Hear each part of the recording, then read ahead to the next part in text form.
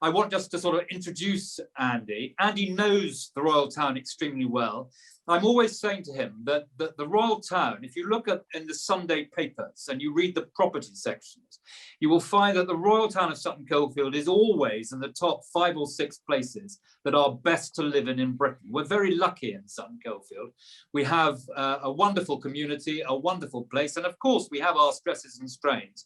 But it's a great place to live. And the job of all of us really is to try and make sure that we enhance all the good things in the Royal Town, and that we tackle the things that are going wrong, the things that aren't as we want them, the things that you think can be improved. It's our job to serve you, look after the interests of the town and everyone who lives in it. And tonight we've got the Mayor of the West Midlands, who is our regional mayor. He looks after 30 parliamentary constituencies. So we're just one of those, though we are, of course, the most important one in his bailiwick. But we've also got the leader of the town council. So you've got local government represented, national government through your member of parliament, and the regional government through Andy Street. And be in no doubt at all that what the mayor does for us is incredibly important. I mean, Sutton Coldfield is a very conservative place.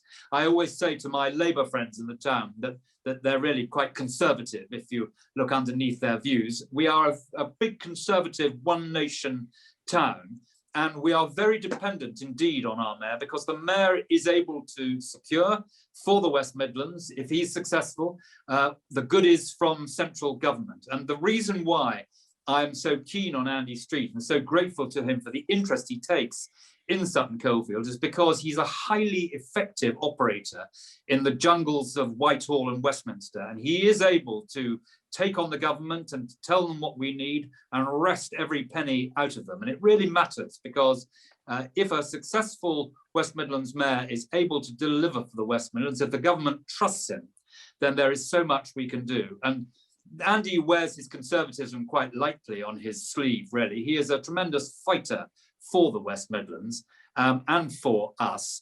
And he's good, as I say, at getting stuff out of government. He's got the blood of Birmingham and the West Midlands flowing through his veins. He's lived and worked here. He's a senior businessman.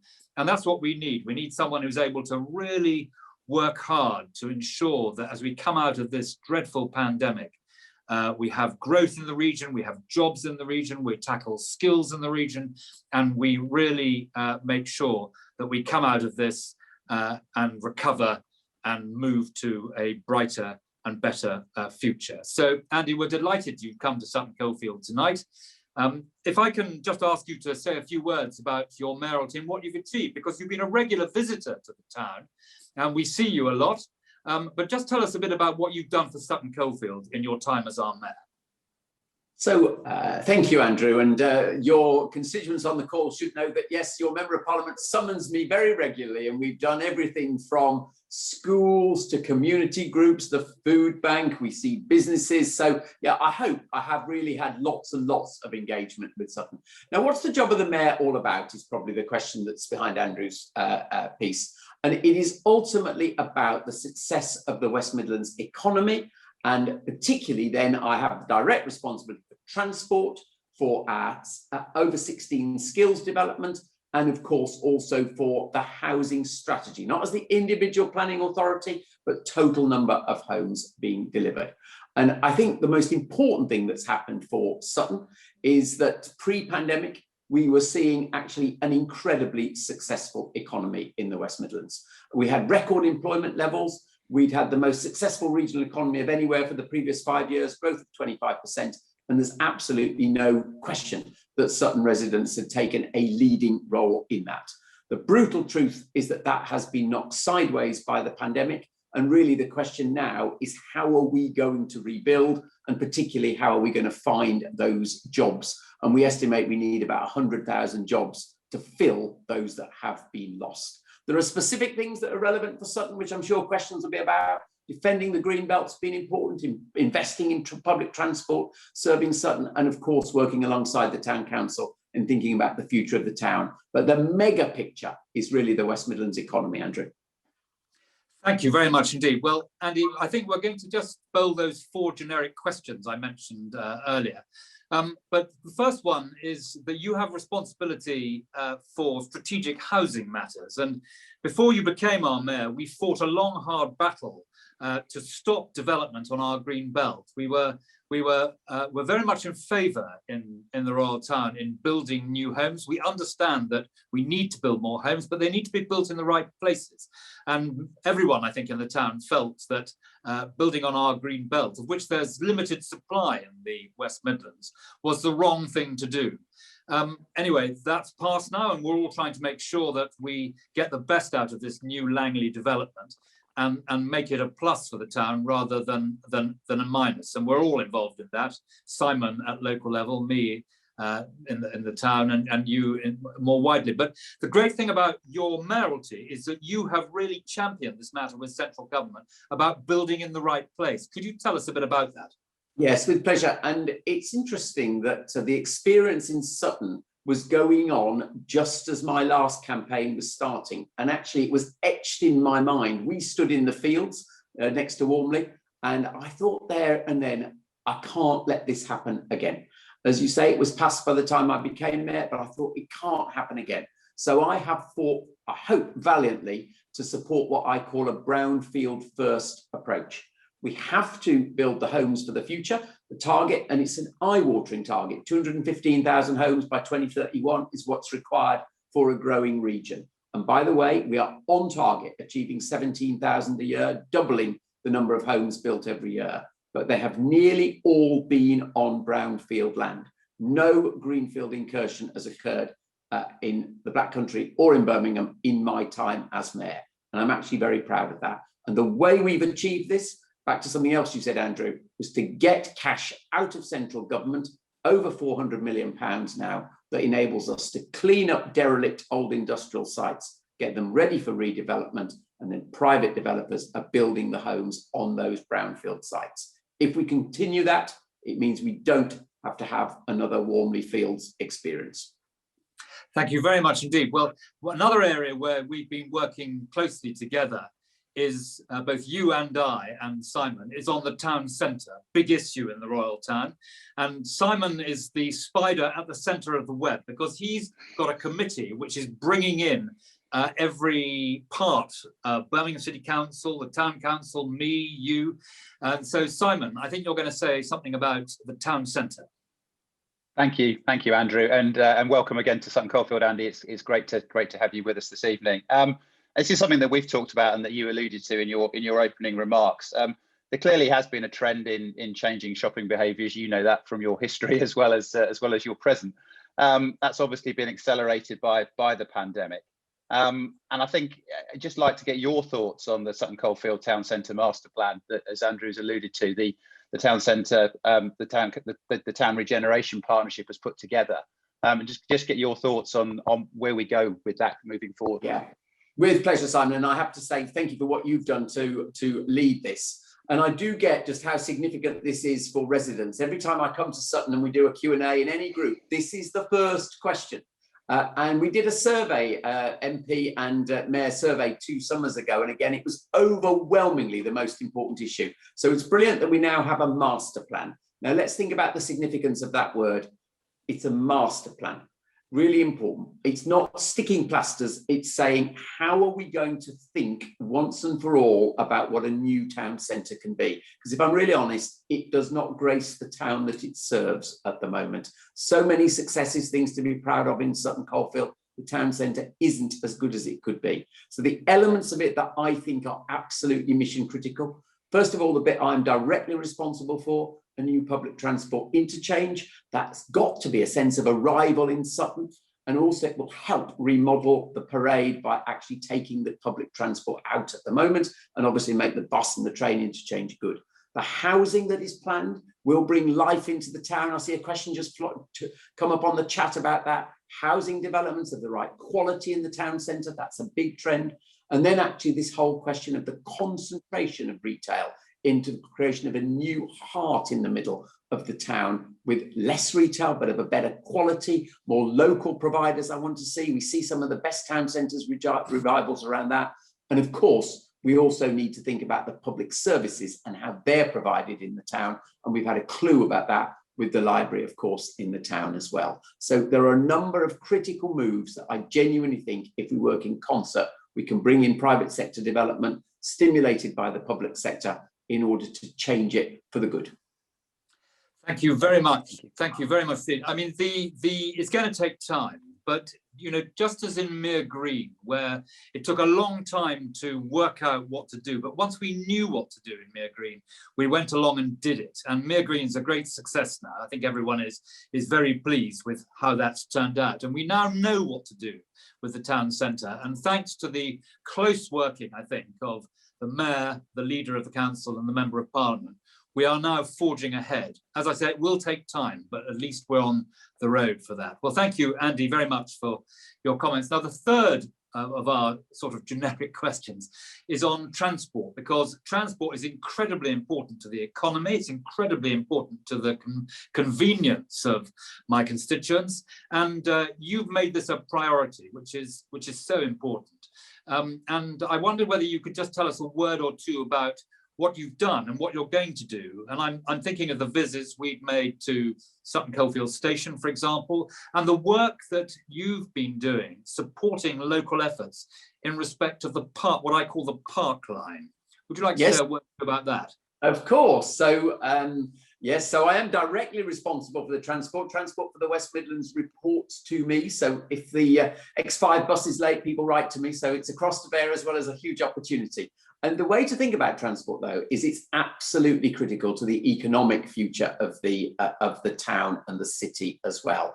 So let's have a little look about what we've done. First of all, the cross-city line, perhaps the main artery of public transport in Sutton.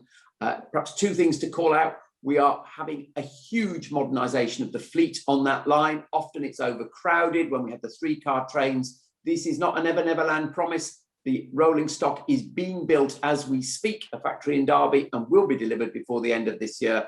Complete overhaul, about 40% more capacity when you take the number of carriages on those trains. And they'll have all the latest facilities, the Wi-Fi points started up. So really the best in the country in terms of that. And that's through a collaboration with West Midlands Trains that's brought that about. And I hope people also say when they haven't performed, I've also been pretty tough with them. And last year we managed to negotiate a unique reduction in season ticket prices for 1 year. It turned out to be the pandemic year as a result of their poor performance. Buses important as well. I hope you've seen the improvement in the quality of the vehicles there. And there's an utter commitment from National Express that they will not have a single new diesel vehicle, and we're moving to complete clean fleet across the West Midlands, the first area outside London to achieve that. But what Andrew's pushing me towards is the Sutton Park line, and there will be a commitment in my next manifesto to get the Sutton Park line reopened. And just to give proof that these are not just empty promises, there'll be news this week of us finally getting the money for the Camp Hill line in South Birmingham, the Walsall to Wolverhampton line. So 2 that we committed to in this mayoral term achieved. The Sutton Park line is the target for the next mayoral term. And that will come from Walsall in the west, through Aldridge, Streatley, into Sutton, and then indeed out through Warmley and down into Castle Bromwich, Castle Vale, and into the city that way. And it will give effectively in time the 3rd cross-city line linking to the Camp Hill extension in the south. We're making our case to central government with our MPs, getting good support, and to give us real encouragement, the first station on the line, Aldridge, we've already brought the land to create the station because we're sufficiently confident in it. And I genuinely think it will give that east-west public transport connectivity, just as we already have a brilliant north-south railway line through the Royal Town. Thank you very much. Simon, the 4th and final generic question. Yes, another form of transport. So I guess it's obvious that obviously one of the most environmentally friendly forms of transport is, of course, cycling. Something that I know is close to your heart, close to my heart, and something that hopefully residents on this call will have seen some bikes cropping up around the town over recent weeks, which is very exciting, and down to you guys. Could you give us your views on the West Midlands cycle hire scheme, which, as I've said, is being trialled in the Royal Town at the moment? It is, and thank you for going first and for the collaboration over that. Yeah, it's really straightforward. If you think of Boris Johnson as Mayor of London, what did he achieve? And probably people would say immediately, he's Boris Bikes. we needed our equivalent of the bikes. It's taken us a little time to get there, but we are there. You'll be pleased to know the bike is made in Stratford-on-Avon, so it's a local product. And actually all the work, all the stuff that goes together, the technology for the docks, the systems for unlocking it, it's made in either Nuneaton or West Bromwich. So a lovely thing about this scheme, it is all made in the West Midlands. It's available there in Sutton already. There's docks in the parade, and they're also available in the park and a few other locations as well. And so as soon as we come out of the pandemic and the weather improves, I want to see a real uptick, because my sense is, from what citizens in Sutton say to me, is they want to cycle if it is safe and clean. And of course, they want the health benefits of that as well. And by the way, that doesn't mean we have to have an ill thought out set of cones thrown in the middle of Brassington Avenue. That was not the right approach, but a properly coordinated approach to cycle hire, and hopefully future cycle segregated lanes, I think is a great thing to have been able to bring to the town.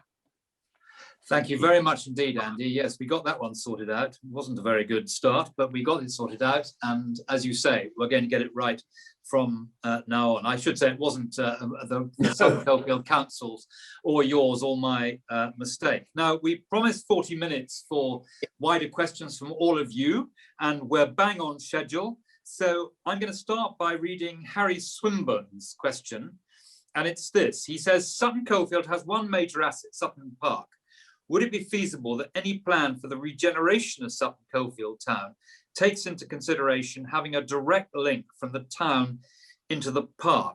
Andy, I think you might like to say something about this, because you've already touched on the infrastructure, the transport infrastructure interchange. Yes, so I think this is a really good question, actually, and you're right. We should be so proud of the park. We should cherish it. We should make more of it.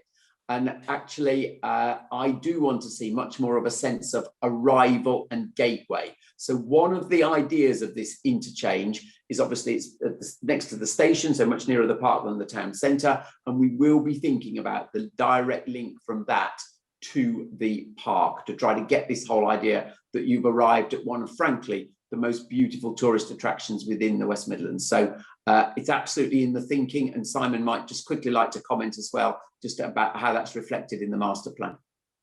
Yeah, so creating those links is absolutely critical. I think everyone on this call knows that Sutton Park is what the town is famous for.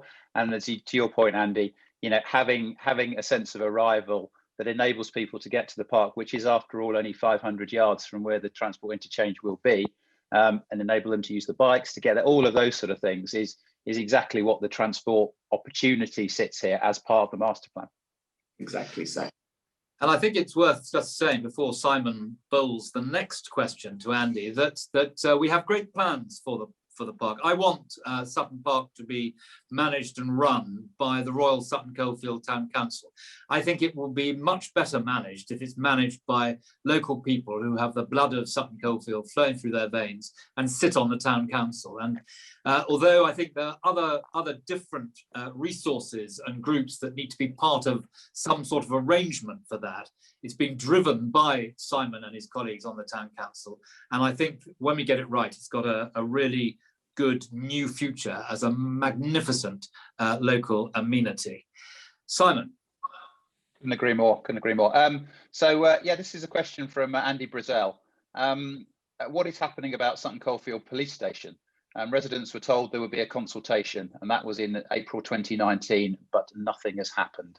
Yes, so I suspect that myself, Andrew, and Simon will all be lining up to answer this question, because it's another one that really, really matters to the town, and it's a very troubling situation, actually. So to be really clear, this is a decision of the police, or a proposal from the Police and Crime Commissioner, who is David Jamieson at the moment, the Labour Police and Crime Commissioner, and he did have an intention, there's all the documentation, this is no scaremongering, to close Sutton Police Station.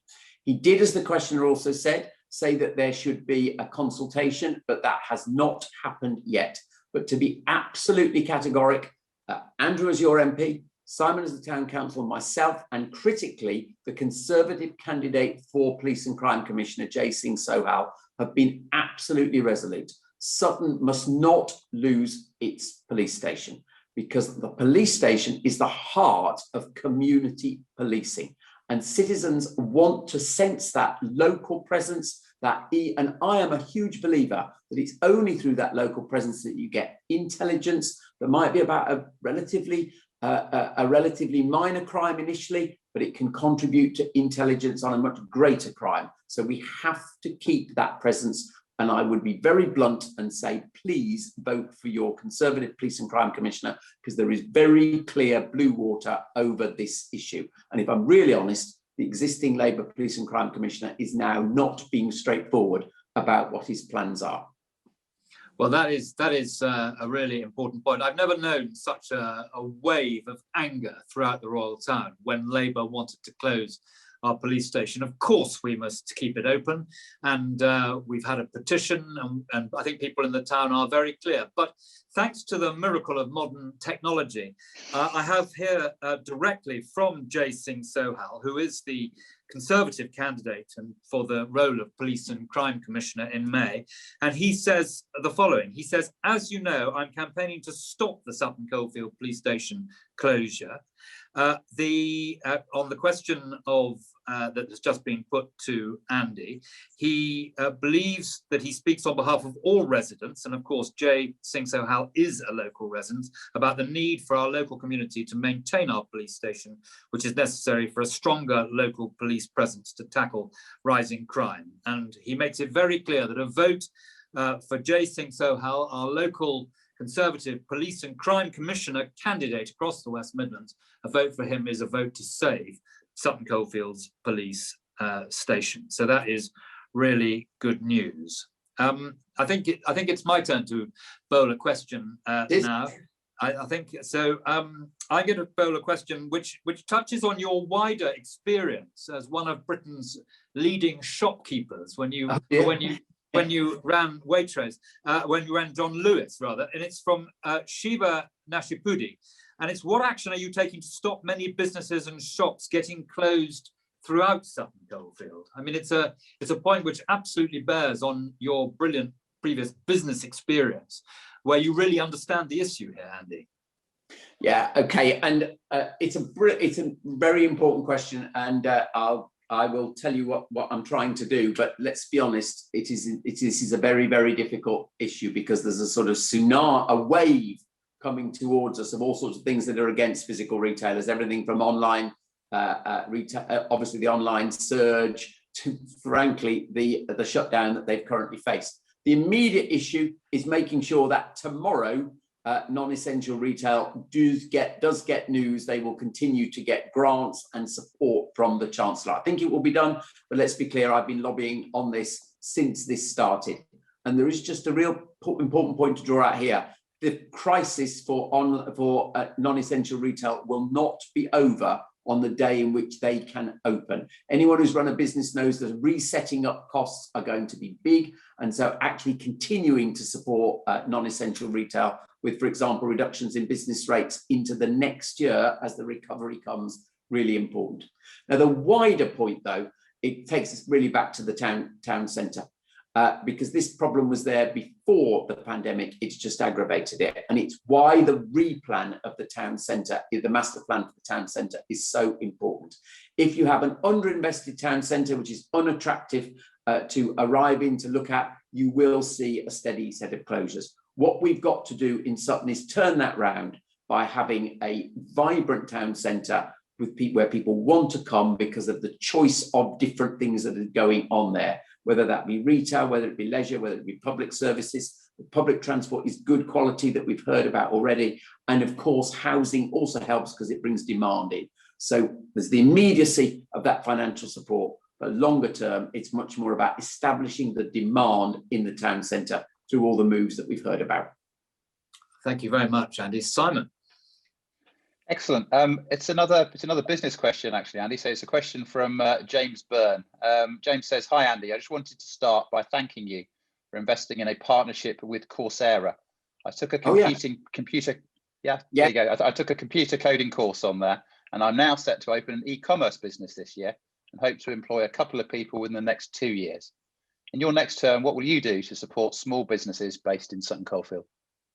Right, this is, so first of all, James, thank you for the story, and allow me just to explain to others what on earth we're talking about here, because otherwise we're going to have a private conversation, which won't be much fun for others. But it actually goes to actually the heart of my job. I said my job was about the economy, and I said we've got a huge issue with the rebuilding of the economy. And I actually think one of the most important things that's got to happen is retraining those people who fell out of work. And James, my apologies, I don't know your background, I don't know if that was the case, but there is an enormous number of people. So what we are trying to do is think about what are the best retraining opportunities so that people are much more likely to be employed in new sectors. And what this program with Coursera was a whole series of online programs to get the skills for future businesses. We've done it in the digital sector, our digital boot camps, where over 75% of people who've gone through it get a job afterwards. We've done it in the construction sector, which is growing, over 50% employment there. We're now looking at health and care sector. So what James is talking about is an example of where we can directly help citizens with that retraining. In terms of small businesses, I think there's probably two other things I mentioned. First, we have got to make sure you've got the choice of brilliant people to employ. And in some of the fastest growing sectors, that still emerges as the biggest issue, particularly digital and financial sectors. The second thing we've got to do is make sure we hold down all forms of taxation. I've not imposed any tax on business at all. I mean, we've got the right to, be very important. And of course, what we've got to do is make sure you've got the demand there. And that takes us back to the previous thing. We've got one or two more unusual ideas. I'm very interested in whether we can publicly fund programs of management development for aspiring entrepreneurs. We've got that through our innovation program. Applications open there. So I hope from that answer, Simon, the answer is that all sorts of things, all sorts of examples of what's happening, but it's critical to our bounce back. Great, thank you. Thank you very much. Now, I think the next question is a question which affects all tiers of government. It's a very important question from Richard Harris. And it says this: since lockdown, I've noticed an increase in litter, especially litter discarded alongside main roads.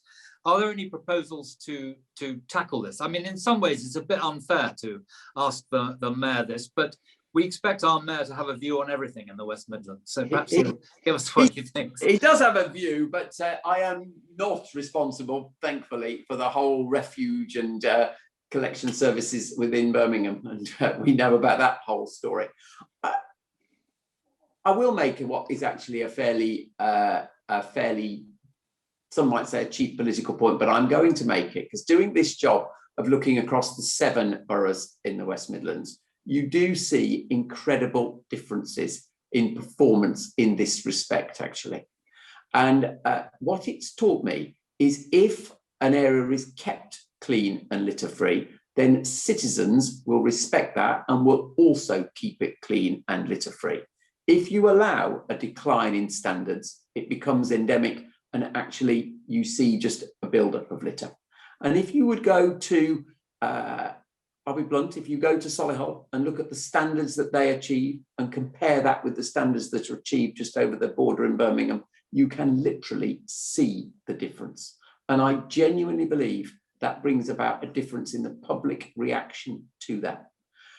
We've tried to contribute to this in our own right as well. I've done region-wide litter picks, tried to encourage voluntary groups to do that. And that's fascinating to me as well, because they also tell me that when they get really on top of a situation, again, citizens respect it. So the underlying point here is about what can we do to make sure people take their own responsibility. A wacky idea I've got, I do wonder if businesses would step forward to sponsor a road, sponsor an element of a park to maintain, and maybe that's a scheme we could run across the West Midlands. I've seen it done brilliantly in other parts of the world. We don't tend to do it here because we tend to say, oh, the local authority must provide, but we're not doing it well enough. So I do wonder if that may be an innovative idea here as well.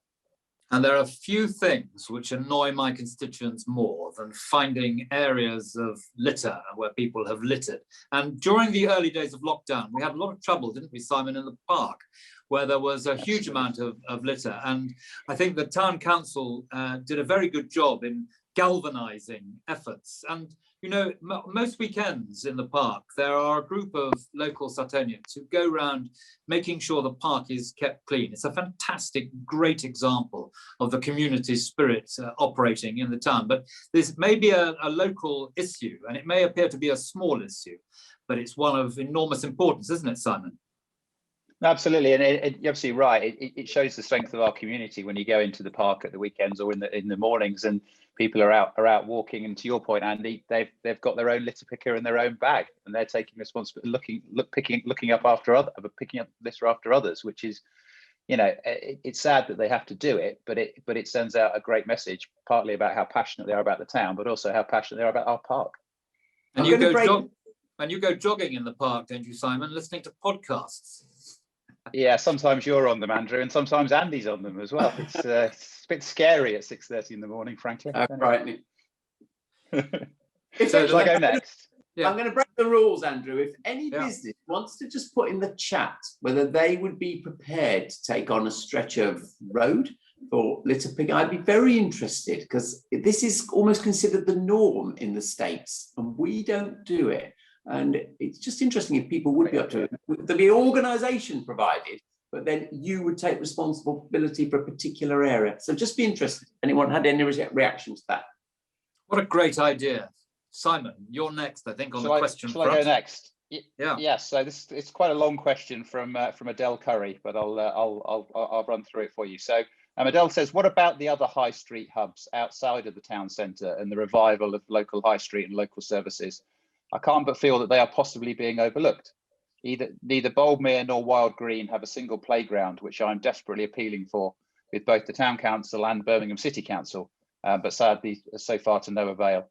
A destination playground at Boldmere Gate has been discussed previously, and that would bring something to the area, but I understand budgets and plans for this have been shelved. Can this please be reinvigorated on behalf of local residents and their children? Simon, that may be a question more for you than for me, actually, in terms of the individual playground. So, but I think there is another general point that needs to be drawn out here. The role of the town centre is distinct from the local centres, and it does need different thinking. And Andrew correctly called out the success of Mere Green. Historically, Wild Green has been very successful, and actually so has Boldmere High Street. And I think on the back of the pandemic, there's an opportunity for the local centres. The real emphasis on shop local, on, dare I say it, local sourcing, that's really powerful. And I think actually there's a lot to build on there. I think we should all think about how we can encourage that. So actually I see almost a sort of renewed opportunity for the immediate local centre on the back of that, actually. And you're right, public provision of amenities is a critical part of that as well. So yeah, definitely right. I think it's a very good point that Adele makes. And I just want to say, Adele, if you want me to take up some of those issues on your behalf, use me as a postbox, write me a letter or send me an email, and then I'll go into bat to help you on all those issues if you want to raise them and parcel them out appropriately. And what Andy says about Boldmere is really important about the local high streets, the local trading centres. Boldmere is a fantastic example. If you look at the way the local traders there have got together and have driven up the quality and standards in Boldmere, you think of what the deli has done, and Pippa there, and also Martin Pedley across the road, but all the different traders, the way in which they've decided that they're going to prioritise and really do well, even in this pandemic. Boldmere High Street is a gleaming example. Now, the next question is from Frank Epijezi. I hope I pronounced that correctly, Frank. And it's a rather good one, actually. It's how does Andy think the budget will affect his chances of re-election? Oh my goodness. So as is obvious to everyone, I haven't got a clue what questions are coming up tonight. And so that's the wonderful thing about the spontaneity, but I wouldn't have put money on this one. Let me tell you, I'll give you a very straight answer. I think they'll be net beneficial, actually, because I think there'll be some evidence tomorrow of a really important point that Andrew made at the beginning. There will be evidence, unless I've been led up the garden path, you never know exactly what's in it till the Chancellor stands up, that actually the West Midlands has worked effectively with the government. There'll be some announcements tomorrow that prove that. And I actually think one of the most important questions on voters' minds when they go on the 6th of May is actually who can lead our region to do business with government. They're not really interested in it's a blue rosette or a red rosette. We all understand we've got to work together as a team in this incredibly challenging position. And I believe that quite a strong card for myself is that ability to do business with government. As Andrew said at the beginning, and it was a nice way of describing it, I wear my conservatism quite lightly. I'm proud to be a Conservative, but I don't have to conform to the government whip. I am only loyal to the West Midlands, but I do believe being able to get things out of government is critical to electors here, because let's face it, the UK Treasury is the huge funder of many things that happen across the country. And I do believe there'll be a bit of evidence of that tomorrow, which net will be beneficial. I can't emphasize to my constituents too strongly the importance of the relationship that Andy has with central government for getting good things for Sutton Coldfield and getting good things for the West Midlands. Andy and I have been together in meetings with the Chancellor of the Exchequer, Rishi Sunak, asking for things for the West Midlands which benefit the Royal Town and which benefit across Andy's patch. And I know the respect with which he is held by central government and the slight fear when they see him coming, because they know he's going to remove their wallets if he possibly can for the benefit of local people. So I'm putting it slightly more bluntly than you did, Andy. Yeah, but you are. that's because you're a very modest and unassuming fellow. Now, the next question is one of yours, I think, Simon. Excellent, thanks, Andrew. There's two questions actually from Naeem Arif, so I'll do them both because they're kind of connected as well. So the first question is, there've been a lot of new housing developments coming up in the region. Is this going to continue? Or do we have a limit to ensure that we retain a good level of green? So revisit that one. And then in terms of the second question, a very significant local issue this. We're seeing a huge demand on secondary schools in Sutton Coldfield. And what can be done quickly to ensure that Sutton residents can send their children to a local school? Okay, all right. Okay, let's take the first one. There is no conflict between building the houses that we need and protecting the greenbelt. That's a very simple message. There can be a conflict if, frankly, woolly thinking and easy way outs are taken, because a private developer, frankly, can make a lot more money building a four-bedroomed house on a green field adjacent to Warmley than they can redeveloping an inner city site for probably more mixed type development. And the role of the planners and the public authorities and people like me is we've got to encourage the developers to do the latter, not just simply do the former. And the evidence of the last couple of years, as I repeat myself, we've doubled the number of houses being built and protected the greenbelt. And I honestly don't believe it would have happened if we hadn't been really robust in that position, because the developer will quite rightly sniff out where there is weakness. Going forward, it will get progressively more difficult as brownfield sites are taken up.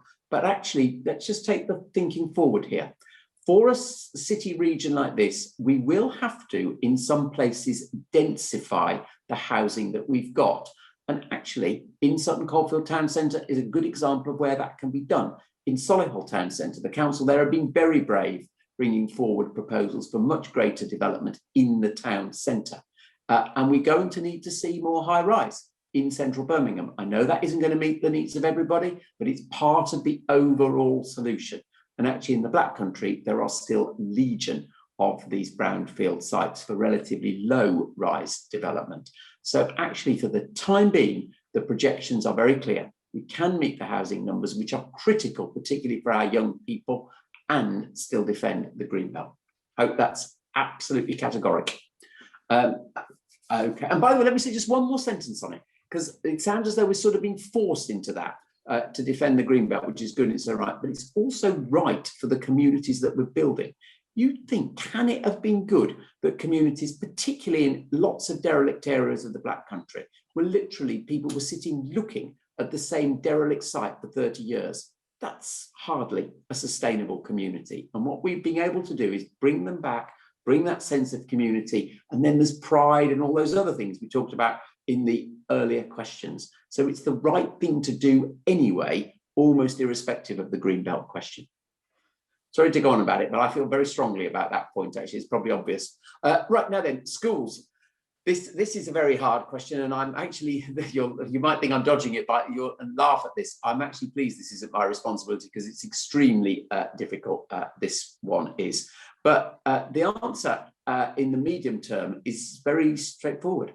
that there is a requirement on any planning authority to make sure that with any agreement to development, there's also agreement to the public services that are required, and that particularly includes schools and health services. And to give Andrew full credit, he's been very generous to me, he has been vociferous in lobbying for this on the back of the planning decisions that have come. And so actually that is the way that it will have to be solved. And maybe I should just pass to Andrew on this one, because I know he feels strongly on this one as well. Yes, I just want to say that the saddest letters, the saddest meetings I have with my constituents are when they can't get their son or daughter into a school of their choice. And the fact is, we're blessed with 7 extremely good secondary schools in the Royal Town. And people, for very obvious reasons, want to get their child into one of those. And there should be a Sutton school for every Sutton child. And we've yet to see this year what the position will be, whether or not it'll be better or worse than last year. I'm reasonably confident that we have made good progress. We have increased the size of local schools because they're so good, right to bursting point, but without damaging, by overcrowding them, the quality of education we want our children to have. So we'll see this year. We have made progress in recent years. There are big issues about the area from which children are drawn into local schools and the way in which those areas are designed. I'm very alert to that. And indeed, there was a letter from one of my constituents and an article in the Telegraph this week on exactly this issue. But it is a difficult problem. It can't be solved overnight. We have made good progress. And I hope very much this year, all Sutton children will get into one of our Sutton schools.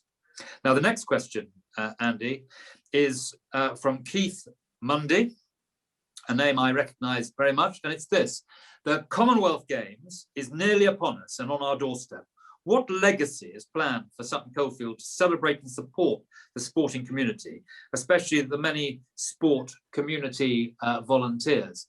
And you're just the person to answer this, because you have people like me and Simon pressing you on local legacy issues, and of course reminding you, I hope you'll still be our mayor then, that in 2028 we celebrate our 500th anniversary as a royal town.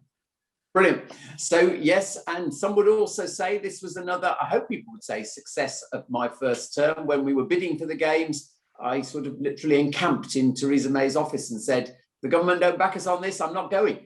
Because this is £1 billion of public money being invested in the West Midlands behind the Commonwealth Games. So, you know, it's a fantastic opportunity. And frankly, don't we need it given the whole travails of COVID? It's a wonderful window for us. So let's get specific on legacy. I think there are 3 types of legacy that we can look for. Actually 4. The first one is blindingly obvious. There will be some new sporting facilities that I hope citizens will choose to use. I know they're not in Sutton, but they're there. And, you know, we will have an international swimming pool, an international athletic stadium of brilliant quality in the region. Second thing, though, really important legacy is a business legacy. Now, one reason I wanted the games was actually because alongside the sporting goes a festival of business. And we actually, just as was done at the London Olympic Games, we use it to showcase the best of West Midlands business. We'll be starting at the World Expo. You'll hear a lot about this in the coming few months. And we want all local businesses, frankly, to be the story of their success to be told in this. I genuinely see it as a way of winning new business and contracts around the world. And of course, Sutton firms would be included in that.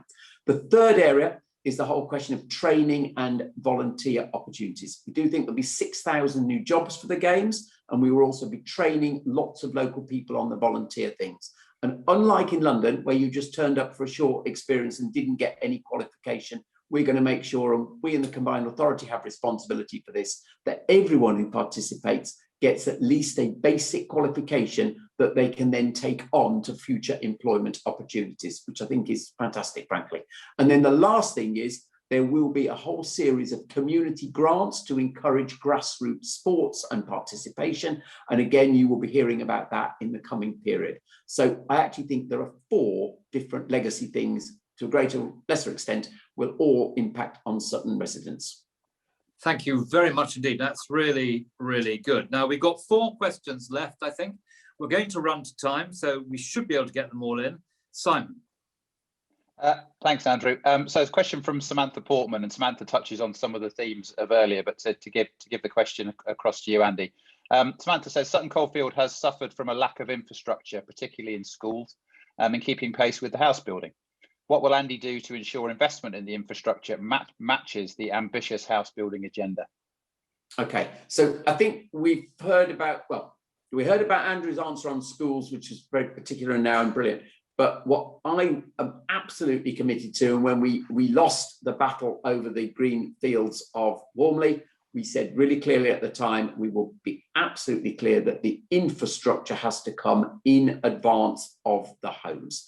And that, to be fair to Birmingham City Council, is currently their plan. And what I will be doing is along with everybody else, I'm sure, is holding them accountable to make sure that that infrastructure does come.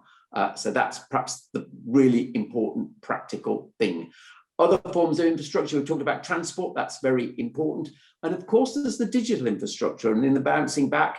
And of course, we have one thing I am really pleased about is this whole question of the West Midlands now clearly leading in the latest generation of digital infrastructure. It's called 5G. We won the national competition to be the big test bed. We've just had the research, the national research, and it said already the West Midlands was emerging as the best connected area in the country, ahead of London for that connectivity. And actually Birmingham as a whole, not just Sutton, is the best connected city. So that's a direct responsibility that I have. It's a different play on the word infrastructure, but I actually think in the years to come, it will prove a critical element of infrastructure. And to the small business question that was asked earlier on, what could be more important than supporting small businesses than the quality of the digital infrastructure that there is? And by the way, go on, carry on, Andrew.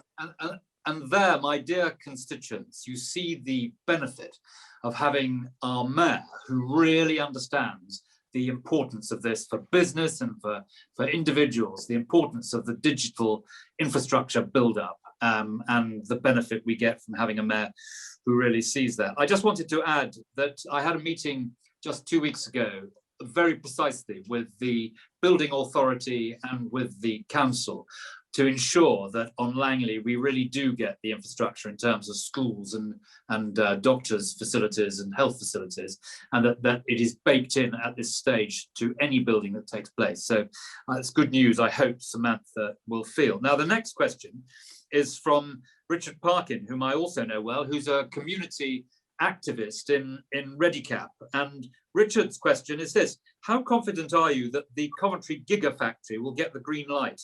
And what will be the wider benefits for the West Midland region, including for the Royal Town? Right, this is a very important question. And again, I think it actually goes to the heart of what this job's all about, actually, if you permit me to say, because it didn't say on my job description when I was elected, go try to persuade the government to support a gigafactory in Coventry. But I actually think it's one of the most important things we're doing. And let me explain why. The automotive industry, as we all know, is a critical employer. And actually, there are some brilliant automotive companies in Sutton, actually. So there's a direct connection with the constituency straight away. And automotive is being electrified. We all know that. The heart of the electrified car will be the battery. So where the battery is manufactured will be the key to the future of the automotive industry. And that is why it is so important that we get battery manufacturing here in the West Midlands. So what we've done is we've come together as a region to choose one site, not arguing amongst ourselves about where it would be, which might have happened 10 years ago. And we've said with the council, with the private landowner, to the government, here you are, this is a perfect site.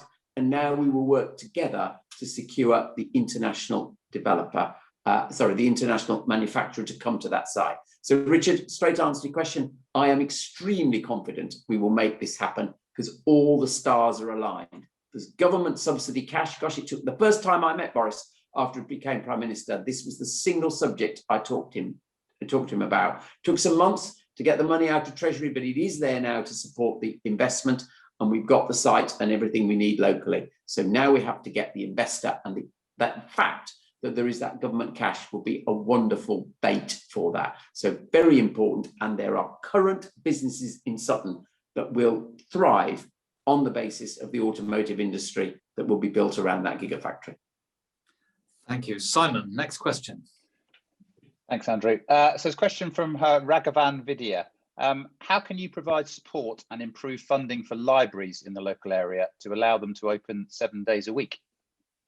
Right. On occasions, it's important to be honest in these things. I don't think I can, actually. There is a very clear division of responsibility here as to who does that. I do not, the Combined Authority does not run the library service. That is run by the City Council. And there's been brilliant work, of course, by the Town Council to try to support the local library. But I don't want to mislead you. It's not an issue that the Combined Authority is stepping into, actually. So sorry to do this again, Simon, but do you want to say anything about the local library? No, absolutely. I think the Town Council, as you rightly say, stepped up just to keep the library open in the town centre, and that was really important. But I think it does flow into some of the things we've talked about in reimagining the town centre going forward, because I see a cultural centre, I see a new library that will be a consequence of the redevelopment of the town centre. And back to your point as well, this is about people spending time in the town centre for different reasons as well. Their leisure time, cultural time, time with their families, as well as quality retail. And the Town Council's done a great job in helping with that. We've got some brilliant organisations like Folio in the town, which do so much to promote libraries and reading. And I'm quite certain this will be baked into the new town centre master plan in due course. Now, we are coming towards the end of the evening. We've just got 2 questions left, so I'm going to ask them both. They're not necessarily directly affecting the mayor, but I think the mayor's got a view on almost everything, so I'm sure he'll deal with it. The first is from Neil Dance. How can we increase integration of transport to reduce the carbon footprints of Sutton Coldfield residents? That's a good one. And the final question for the evening from Mark Abley.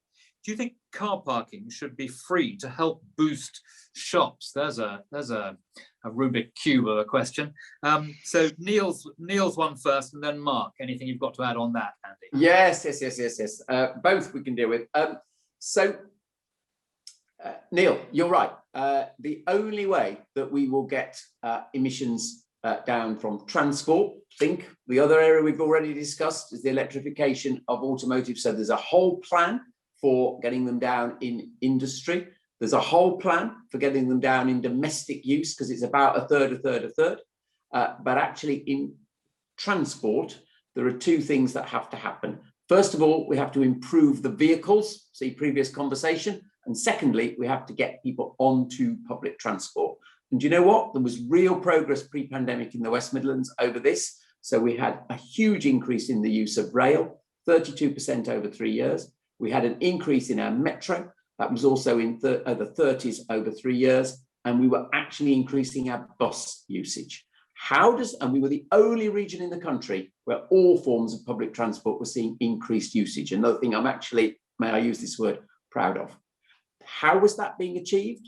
Because the answer to your question is to do more of this, of course. First of all, it was about fares, making them competitive. And we had negotiated with National Express to freeze their fares for 4 years.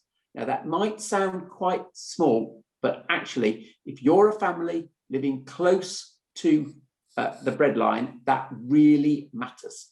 And the way in which we had done it is we'd actually managed to drive up patronage so that actually the companies didn't have to increase the fares. And there was 40 years of a vicious spiral downwards of lower patronage, higher fares. We'd set that into reverse, and I'm very pleased to say I worked on that with National Express, even though it was ultimately their decision.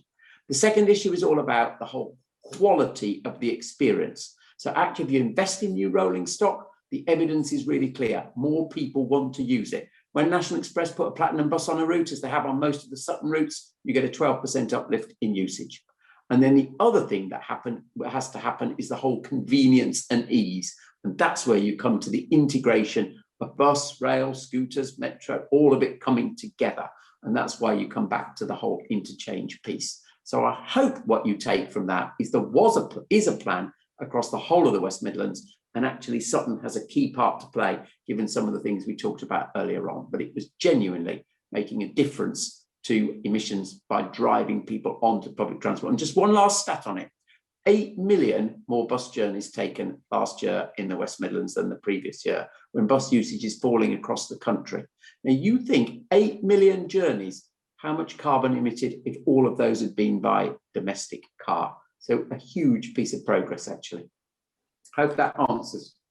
Do you want to say anything about parking and business? Yes, I do. I'm very happy to talk about parking, and it might seem contradictory what I've just said. So I'm not going to try to ban the car from everything. The car still has a role to play, and I am well understanding that for some shopping trips it has to be there. And yes, I would make car parking free for 2 hours to support visitors to town centres. That has been done in Dudley, another Conservative council, and they have seen an uptick in footfall on the back of it. So it is a practical thing that can be done. But of course, if you limit it to 2 hours, it doesn't encourage day-long commuters to turn to their car rather than the public transport we've just been talking about. Thank you very much indeed. Well, we're literally now within 2 minutes of the hour that we promised. Andy, I just wanted to give you a moment to sum up in thanking you very much indeed for coming to my constituency, to coming to the Royal Town tonight. I just thought you might just like to say a word or two before you go, because then I'm just going to say a word of thanks to you and point out that May the 6th is a very important day for us in Sutton Coldfield. I would just, first of all, I'd like to say thank you to everyone for their questions. I hope it's been good, spontaneous stuff. I've certainly enjoyed it. And I also want to say a huge thank you for the sort of spirit of collaboration that I see in Sutton Coldfield. It is a unique place in the West Midlands. Andrew's tried to get me to understand it well. I hope I have. I've been to so many voluntary organisations, the University of the Third Age, the Special Olympics that you do, as you say. So I hope I've tried to understand what makes Sutton a very special place. And in the wider context that I've got, I try to think about how our policies can benefit the citizens of Sutton. That's what this is really all about. Well, look, Andy, thank you very much indeed for coming to join us tonight. I hope my constituents can see the way that local through Simon, regional through Andy, and parliamentary through me, that we are seamlessly joined at the hip, the three of us, in trying to deliver and serve the people of the Royal Town. And, you know, I think that it matters a lot to us that Andy gets re-elected in May, not because he's a Tory necessarily, although that's quite important to me. He wears, as he and I both said, his Toryism lightly. It's because he's the right man to deliver for the West Midlands, particularly after this pandemic, when growth and employment and progress is going to be so important. He's the man who can do that, who can deliver what we need. And he's shown through the last years he's been our mayor a tremendous aptitude in every aspect of the mayor's job. And I personally want to wish him the very best of luck in May on being re-elected, because we're the people who are going to gain from Andy Street continuing to be our mayor. So thank you to Andy. Thank you very much to Simon, the leader of the Royal Sutton Coldfield Town Council, for being here tonight. And thanks very much to all of you, my constituents, for coming along and asking Andy. Thank you.